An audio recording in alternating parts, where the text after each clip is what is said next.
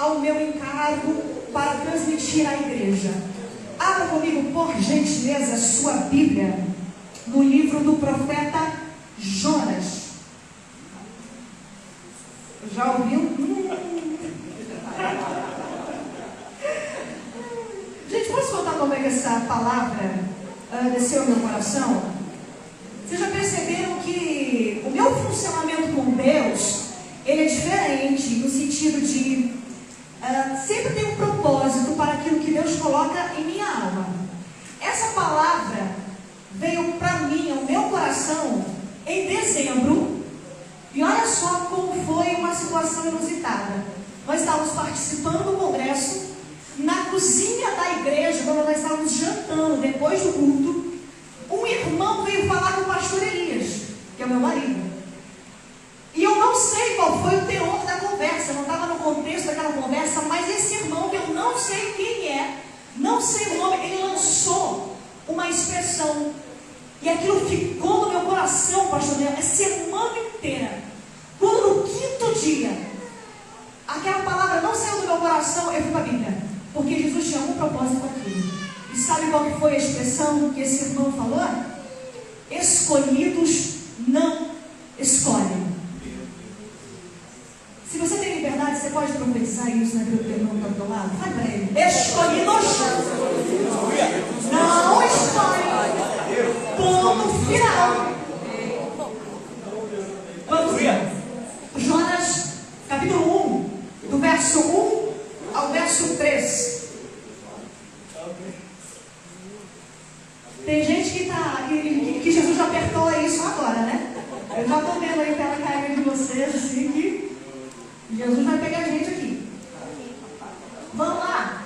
Quem achou diz amém? Amém. Eu vou acompanhar aqui no telão, se quiser acompanhar na sua Bíblia. E veio a palavra do Senhor a Jonas, filho de Amitai, dizendo: levanta-te, vai à grande cidade de Nínive e clama contra ela, porque a sua malícia subiu até minha presença. Porém, Jonas se levantou para fugir da presença do Senhor para Tarsis, e descendo a Jope, achou um navio que ia para Tarsis. Pagou, pois, a sua passagem e desceu para dentro dele, para ir com eles para Tarsis, para longe da presença do Senhor. Mas o Senhor mandou ao mar um grande vento, e fez-se no mar uma forte tempestade, e o navio estava a ponto de quebrar-se. Até aqui. Se assente glorificando o nome do Senhor pela leitura dessa palavra. Aleluia.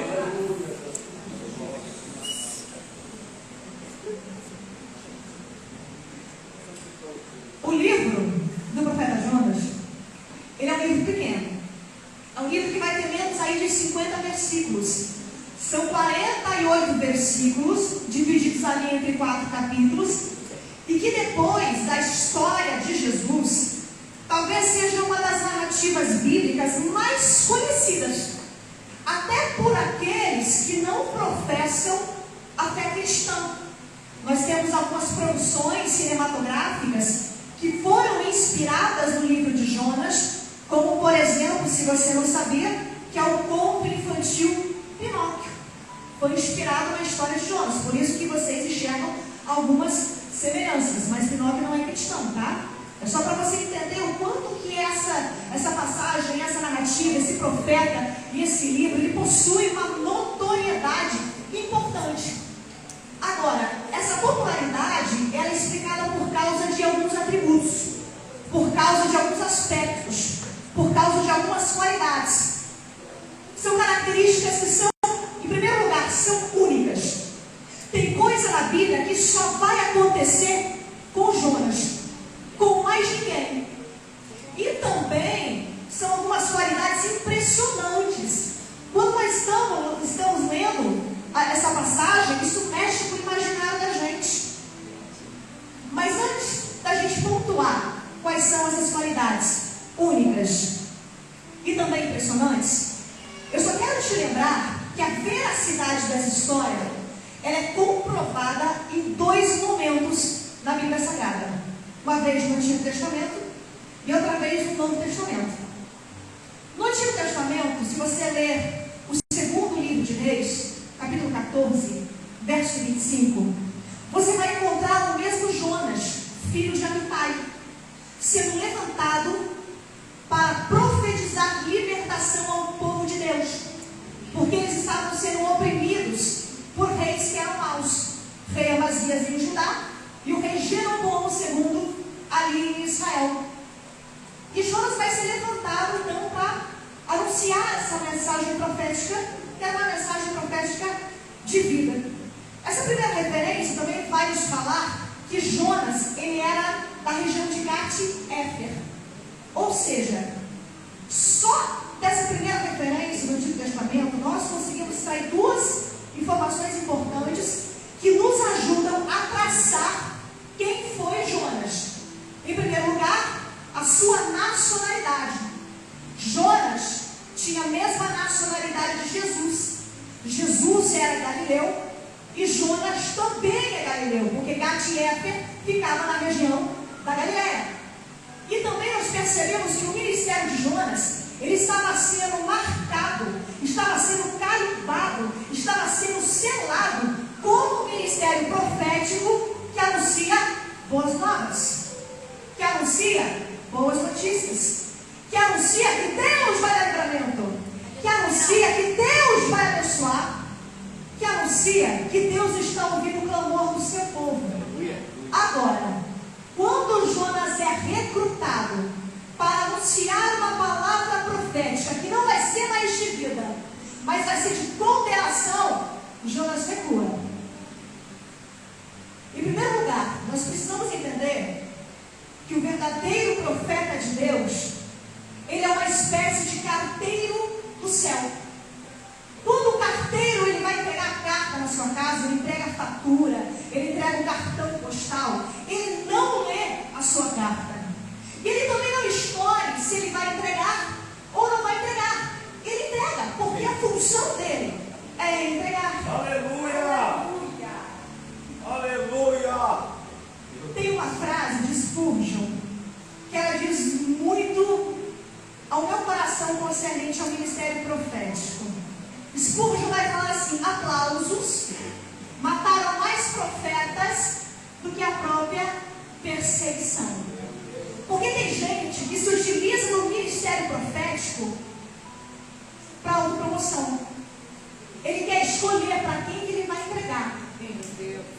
Irmão, a correspondência não é para você não. Aleluia! Você não tem que escolher se vai entregar ou não vai entregar. Você está retendo algo que não é teu, é de Deus. Aleluia! E também a mensagem profética, ela não pode passar pelo seu filtro humano. Meu Deus! Mas será que faz sentido? Será que faz sentido? Essa mensagem parece que não encaixa na vida do irmão. Irmão, mensagem profética recebida por Deus não precisa fazer sentido para o profeta. Ele é o canal, ele é o carteiro, ele só entrega. É por isso que alguns ministérios proféticos têm caído de descrédito nos últimos dias. Mas isso não é uma novidade de agora. Deus já havia falado lá em Ezequiel no capítulo 13: ai dos profetas que seguem o próprio Espírito e nada viram.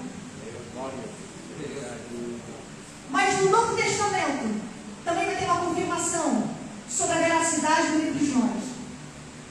Jesus, lá em Mateus capítulo 12, verso 38, e no texto correspondente, que vai ser Lucas no capítulo 11 e no verso 29, Jesus ali ele vai ser abordado pelos mestres da lei e dos fariseus. E eles vão provocar Jesus. Eles vão falar assim: Jesus, faz um sinal miraculoso. Só que a intenção deles era uma intenção capciosa. E é por isso que Jesus vai falar assim: ó, nenhum sinal será dado, a não ser o sinal de Jonas. E ele explica qual é esse sinal de Jonas. Jesus falou assim como Jonas ficou 3 dias e 3 noites dentro do ventre de um grande peixe, assim também o Filho do Homem ficará 3 dias no coração da terra, já apontando para a sua ressurreição ao terceiro dia após a crucificação. Então uma coisa é o peso que há na palavra de um patriarca, é o peso que há na palavra de um apóstolo, é o peso que há na palavra de um sacerdote,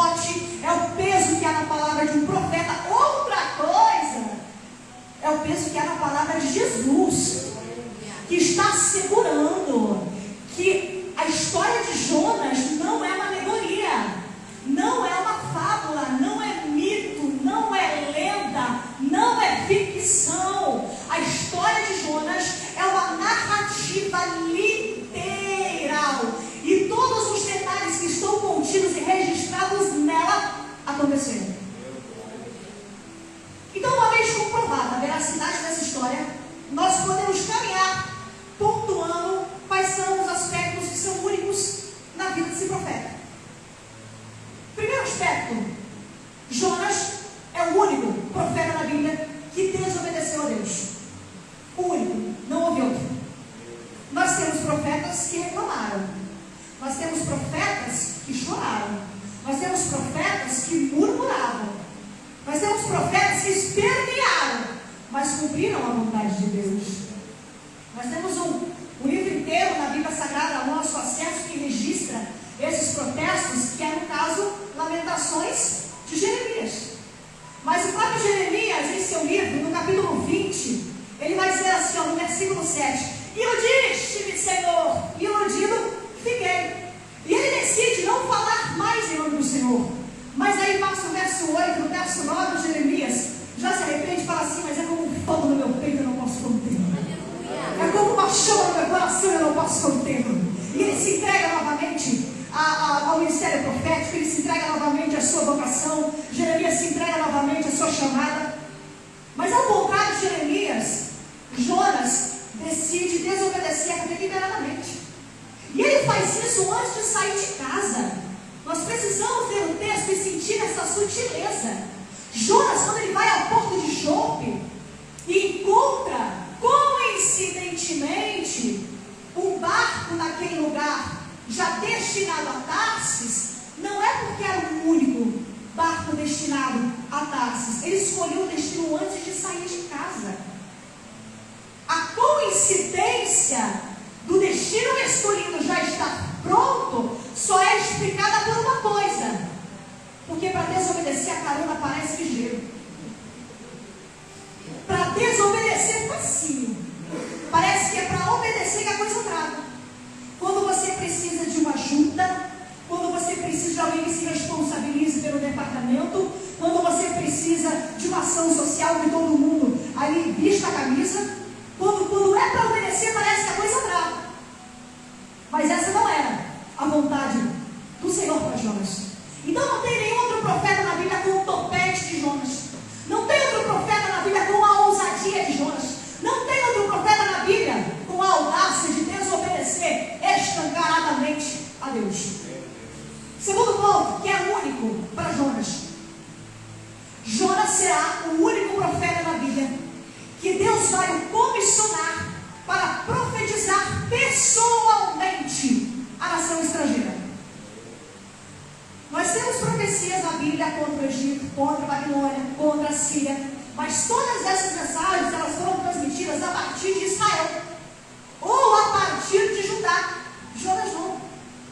A missão para Jonas é ele ir pessoalmente anunciar a mensagem de destruição dentro do quartel-general inimigo.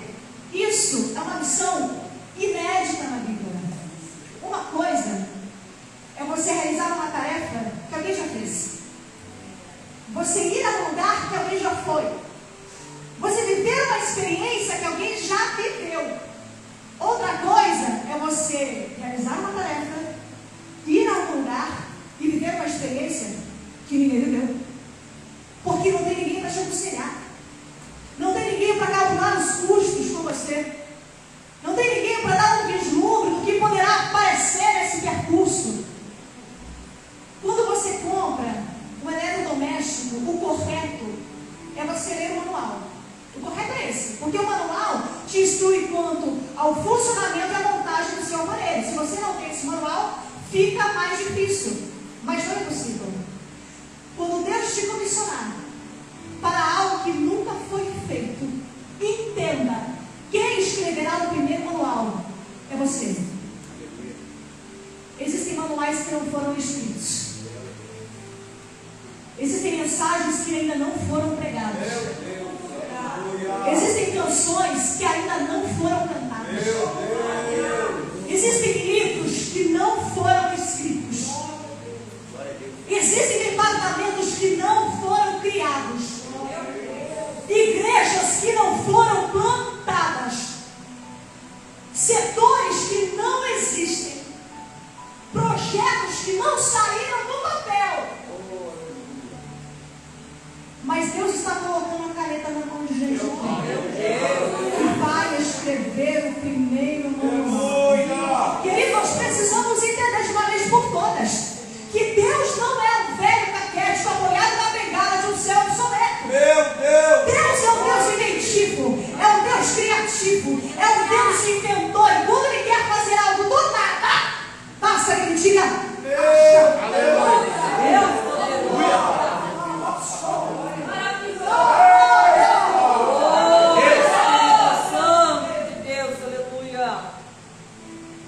E as características que são impressionantes na vida de Jonas.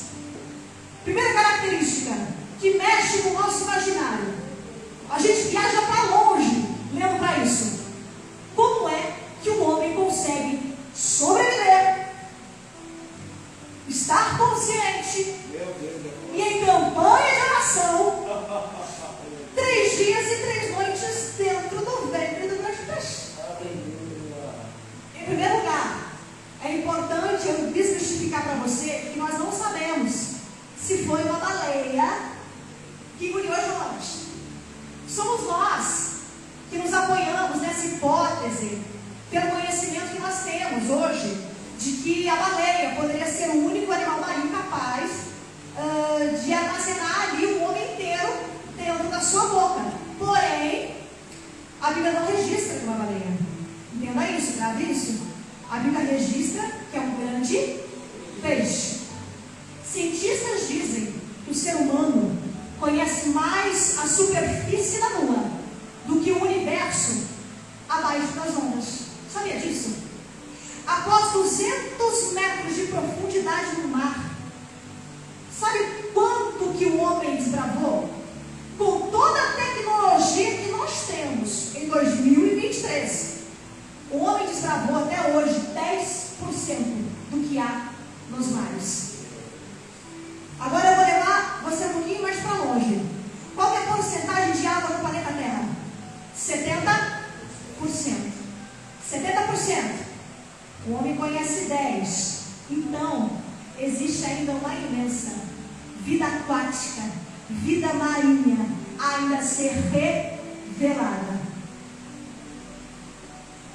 Mas também não é impossível que uma baleia engula um homem. Você sabia que o caso mais recente disso foi em 2021? Foi na época da pandemia. Não sei se você lembra dessa notícia. Foi um mergulhador estadunidense. Ele foi mergulhar, uma baleia jubarte o engoliu e ele ficou lá 40 segundos antes da baleia voltar para a superfície e cuspir esse homem. Tem foto disso, tem registro disso. Se você procurar na internet, você vai se deparar com essas notícias. Foi em 2021. Mas Jonas não fica 40 segundos. Jonas fica 3 dias e 3 noites dentro do ventre de um grande peixe. E orando. Porque o capítulo 2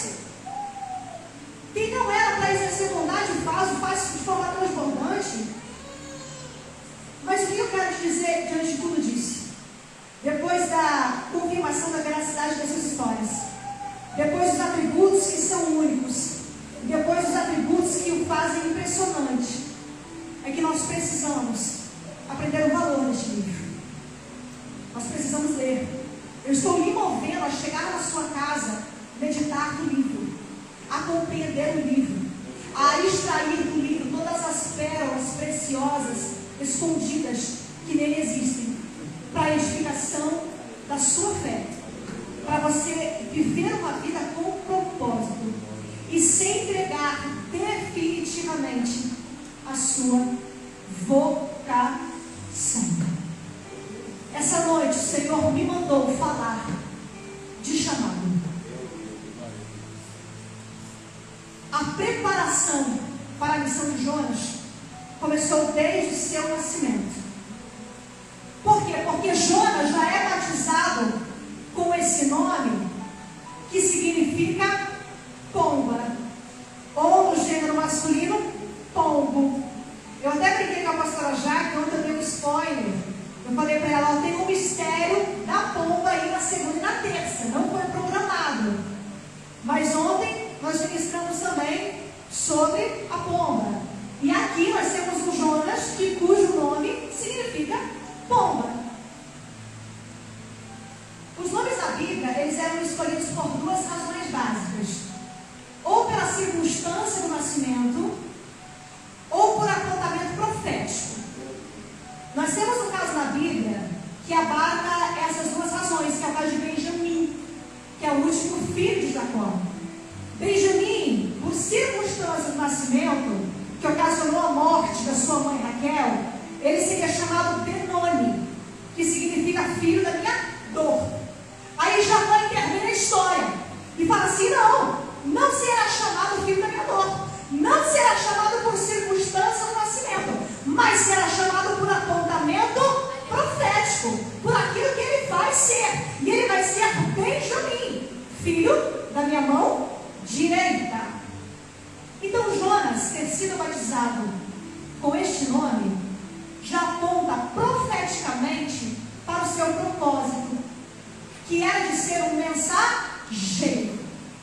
Um mensageiro não de um homem, um mensageiro não de um governo, um mensageiro não de uma instituição, mas um mensageiro de Deus. Você deve se lembrar que enquanto o sacerdote ele levava as questões do povo a Deus, o profeta trazia a ordem de Deus ao povo. E tem mais. A pomba, para ela levar a mensagem e para ela trazer a mensagem, ela precisa fazer um tráfego. E ela faz das ruas o céu. As pombas, elas voam por cima. As pombas, elas voam no alto. Alturas elevadas. Agora, você lembra que eu te disse agora há pouco que Jonas é o único profeta recrutado para ir além de Israel? Está intrínseco no seu DNA. Deus deu asas para Jonas ir para fora de Israel profetizar. Para a missão que Deus te deu, Ele já está te preparando faz tempo. Deus falou no meu coração, as dores que você sentiu não foi à toa. As renúncias que você teve que fazer não foi à toa. Os traumas que você teve que vencer não foi à toa. É Deus te preparando para o seu propósito. Quando você receber uma missão de Deus, por mais que você tenha medo, por mais que você tenha um ímpeto de fugir, por mais que você até deseje procrastinar essa missão, vá, porque a missão que Deus te der será a grande oportunidade de você descobrir coisas sobre você e para você que você nunca descobriu antes. Coisas que você nunca entendeu antes. Sabe aquela coisa? Nossa, tem uma coisa aqui no meu coração que me impulsiona a fazer tal tarefa. E você nunca fez. Talvez esteja no seu DNA. Nossa, mas eu tenho uma vontade de investir em tal ministério, mas sei lá, sabe, eu tenho um pouco de medo, não me acho capacitada. Vá. Você vai descobrir a chamada de Deus. A missão será um veículo que te levará diretamente à sua identidade. Precisa de coragem para se lançar.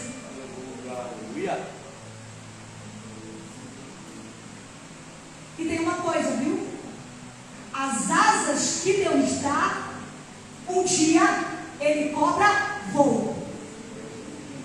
Porque eu vejo aqui um Jonas que tem 2 asas para voar. Ele é capacitado para isso. Mas ele nunca tirou os pés do chão. E ele não quer tirar o pé do chão. Jonas não é carente de direção. Jonas não é carente de disposição. Jonas é carente de direção. Porque a disposição Jonas tem, mas é para fazer a coisa errada. Disposição ele tem, mas é para fazer o oposto daquilo que Deus quer. Ele precisa de direção.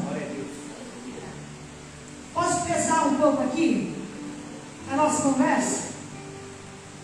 O caminho da desobediência pode até fluir no início, mas ele desgraça no final. Sempre. Não tem como dar certo. Por quê? Porque o cenário está pronto. O navio vai para o lugar que ele escolheu.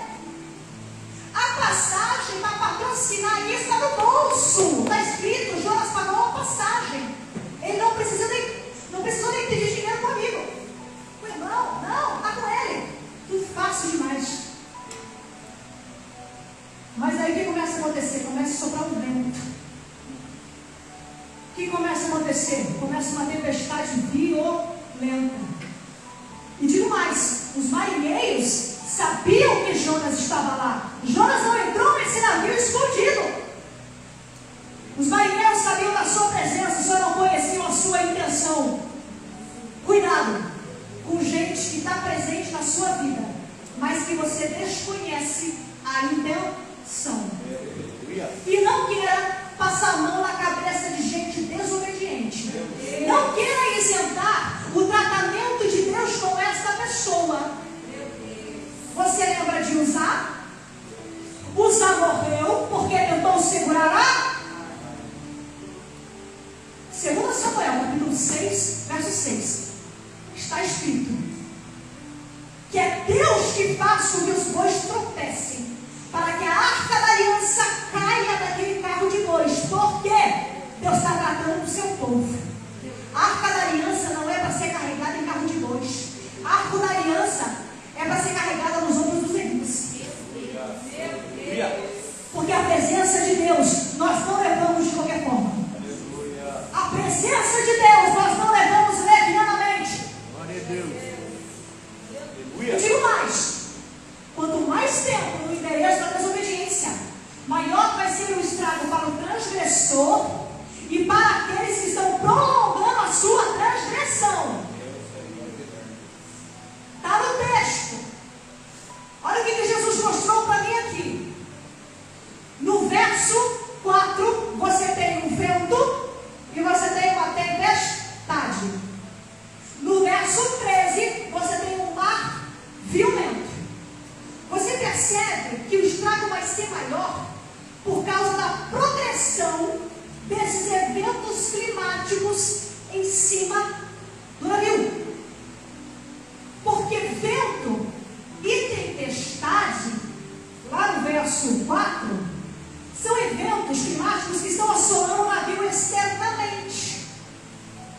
O vetor de força do vento, ele é vertical. Quando você sente um vento bater no seu rosto, você sente ele lateralmente. A não ser que você vá para debaixo de um ar-condicionado de uma loja, você sente o vento de cima para baixo. Caso contrário, não, o vetor de força dele é vertical. A tempestade, o vetor de força da tempestade é de cima para baixo, porque a chuva cai de cima para baixo. É externamente. Mas e o mar? Lá no verso 13. O que o mar é para o navio? O navio está aqui, o mar está aqui. Para o navio navegar, o mar é o chão do navio. É o solo do navio. É a base do navio. É o que dá equilíbrio. É o que dá sustentação.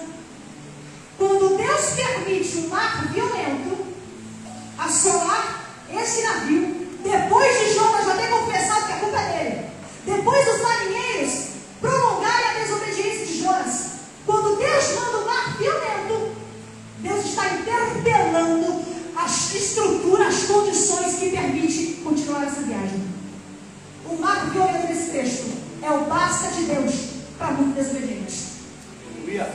Por quê? Porque o vetor de força de um mar violento é internamente, é de baixo para cima.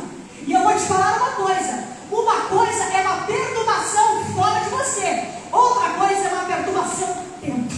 Meu Deus! Porque o navio, ele não afunda com as águas que estão em volta. O navio afunda com as águas que estão dentro. Então obedecer ainda é melhor que sacrificar. Meu Deus! Quando Jonas pega esse navio, simbolicamente, figurativamente, eu não vejo um homem pegando o meio de transporte, mas eu vejo um pássaro entrando dentro de uma gaiola. E parece loucura alguém fazer essa escolha, trocar o céu pela gaiola. Mas até hoje tem gente trocando. Até hoje tem gente trocando o céu por uma jaula. O problema de você fazer essa escolha são duas consequências. Quando você decide, por conta própria, entrar na gaiola, você de imediato você perde o privilégio de fazer as suas rotas pelo céu. Você troca a possibilidade de realizar um banquete de um ecossistema inteiro por uma ração insonsa e fracionada de vez em quando. Você troca a liberdade por grades. Você troca a possibilidade de alçar novos voos pelo encarceramento. E tem gente que dá nome a isso. Chama isso de estabilidade financeira.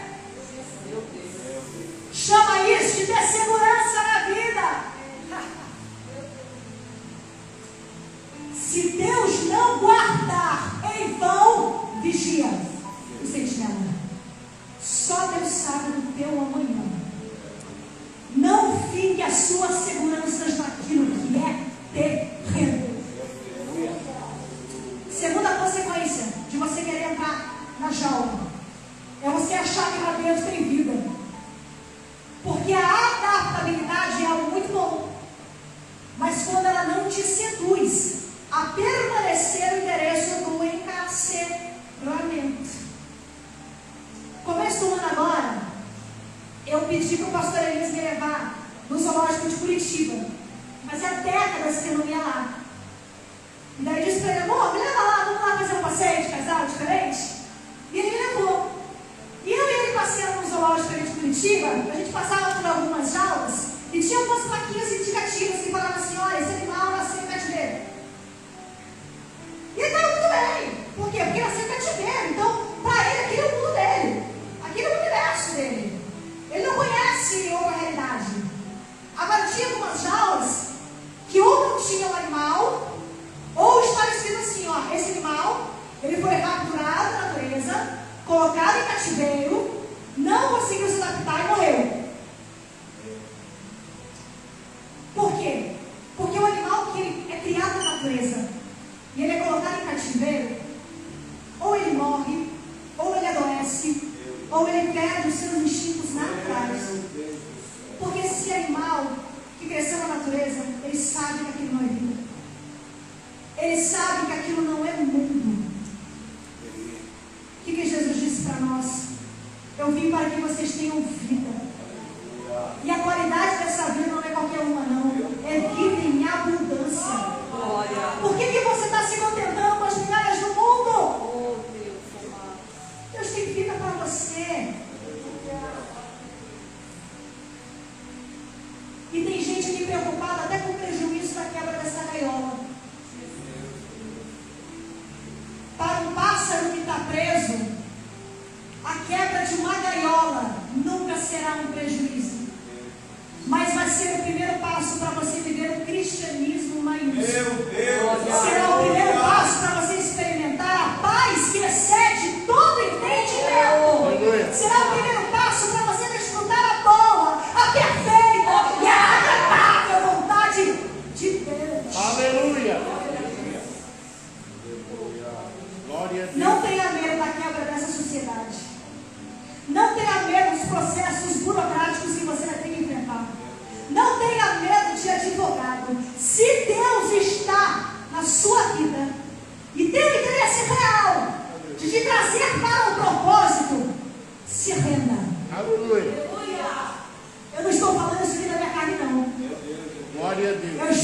Santo, Aleluia. liberando essa palavra ao endereço certo. Glória a Deus. Aleluia. A premissa de Deus conosco nunca será a serenidade do processo, mas vai ser a pedagogia do processo. Você pode olhar para ele que está do seu lado e falar isso para ele? Deus quer te ensinar. Deus não quer te acelerar.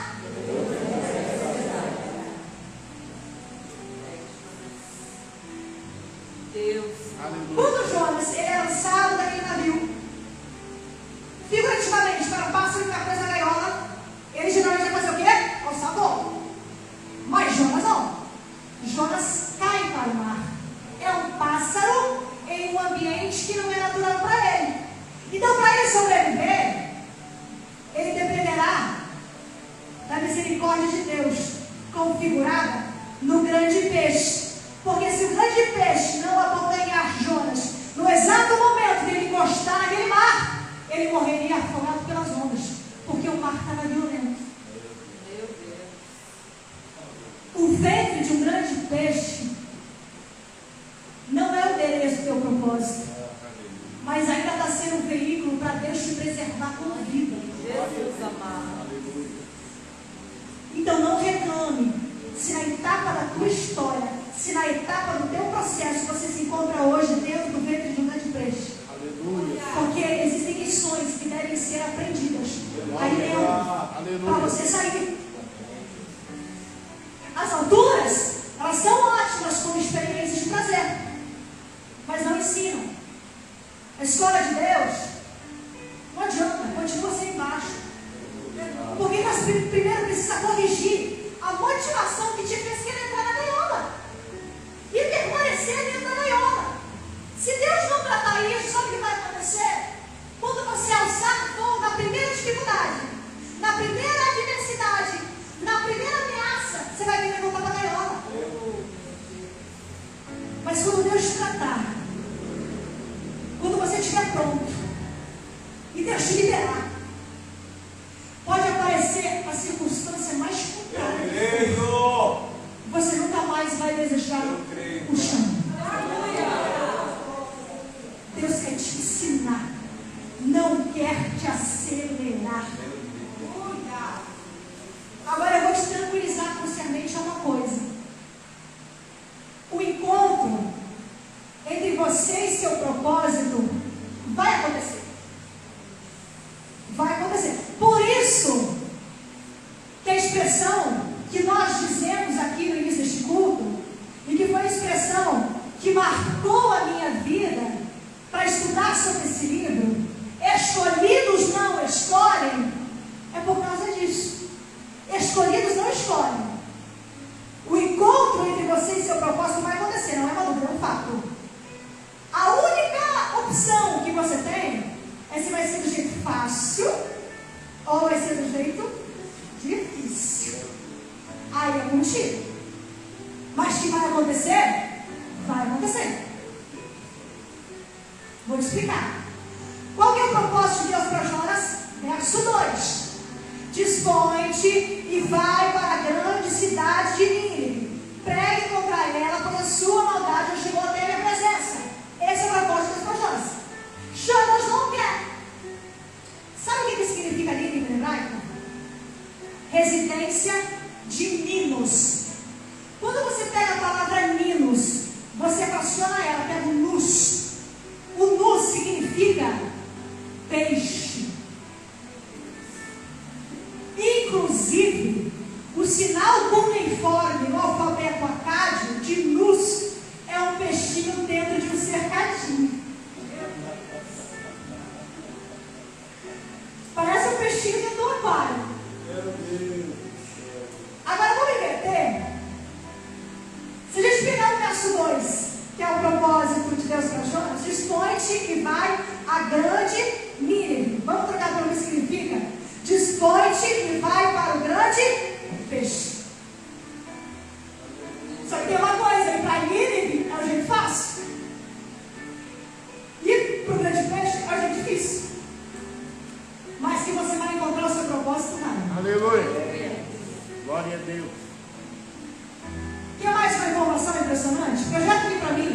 Jonas, capítulo 3, verso 3. Quantos dias Jonas fica no ventre daquele grande peixe? 3 e 3 noites. Olha quantos dias era necessário para percorrer toda a cidade de Nínive. E levantou-se Jonas e foi para Nínive, segundo a palavra do Senhor. Ora, Nínive era uma cidade muito grande, de 3 dias. Glória a Deus, aleluia. O mesmo esforço que você está fazendo para fugir da missão poderia ser o mesmo esforço para você cumprir a missão. Aleluia. O teu jeito de fugir dela poderia ser o teu jeito de tentar dar certo. Meu Deus. Se você escolher o jeito fácil, abraçando o seu propósito do jeito arrepiado, que é a presença de Deus falando com o seu povo. Aleluia. Se você escolher o jeito fácil, você evita tempo perdido. Aleluia. Você evita o desconforto do ventre de um grande peixe. Você evita a provação para aqueles que estão dentro do navio com você. Aleluia. Escolha o jeito fácil. Aleluia. Eu já vou encerrar aqui. Aleluia. Glória a Deus. Essa palavra, meu irmão, antes de cortar aí, também está cortando aqui. Aleluia. Todos nós somos dependentes de Deus. Aleluia. O Espírito. Jonas só vai sair do ventre desse grande peixe por consequência de um voto. E o voto dele está ali no capítulo 2 do livro. E ele se compromete: Senhor, se o Senhor me tirar do ventre do grande peixe, eu vou cumprir a missão. E sabe o que acontece quando alguém se lança para cumprir a missão? Acontece o que nunca aconteceu na história. Aleluia. Jeremias pregou a vida toda, ninguém se converteu.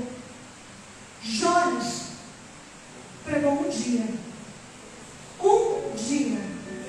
e toda Nínive se converte. Eu não estou falando de 30 pessoas, 50 pessoas, 500 pessoas, 5.000 pessoas, 10.000 pessoas. Está escrito no capítulo 4, o número de habitantes. São 120.000 pessoas que se rendem aos pés do Senhor por causa de um dia de pregação de Jonas. Aleluia. Sinceramente, uma pregação bem chechelenta. Por quê? Porque Jonas não queria que os ninivitas se arrependessem, mas o poder não estava nele, o poder estava na palavra. Aleluia. Glória. Aleluia. De alguma forma, a palavra que era anunciada por Jonas alcançava o coração daqueles ninivitas e os promovia imediatamente a verdadeiros evangelistas. E é por isso que o ninivita ia contando para outro, ia contando para outro, ia contando para outro, porque se precisava de 3 dias para decorrer, e Jonas só pregou um dia, era um falando para o outro. Aleluia. E é por isso que a palavra alcançou corações que Jonas nem conversou. É por isso que a palavra alcançou lugares que Jonas não pisou. Aleluia. O poder não está em Jonas. O poder está na palavra. Aleluia. O poder não está em mim. O poder está na palavra. Aleluia. Que está sendo ministrada nessa noite. Que te levanta mais uma vez. Te chacoalha e fala: "Ei, você não é o meu plano B." Aleluia. Oh, glória! Aleluia. Não! Você não é o erro do percurso do plano de Deus. Aleluia. Você é alguém que nasceu para um propósito. E esse propósito é tão lindo que o apóstolo Paulo já havia dito: procura despertar o dom que há em ti. Você não precisa pedir. Você tem que descobrir. Aleluia. Você não precisa pedir, você tem que despertar. E esse processo depende de pessoa para pessoa. Tem gente que descobre de pequeno, adolescente, jovem, até uma idade mais avançada. Procura despertar. em ti? Fique de pé, por gentileza.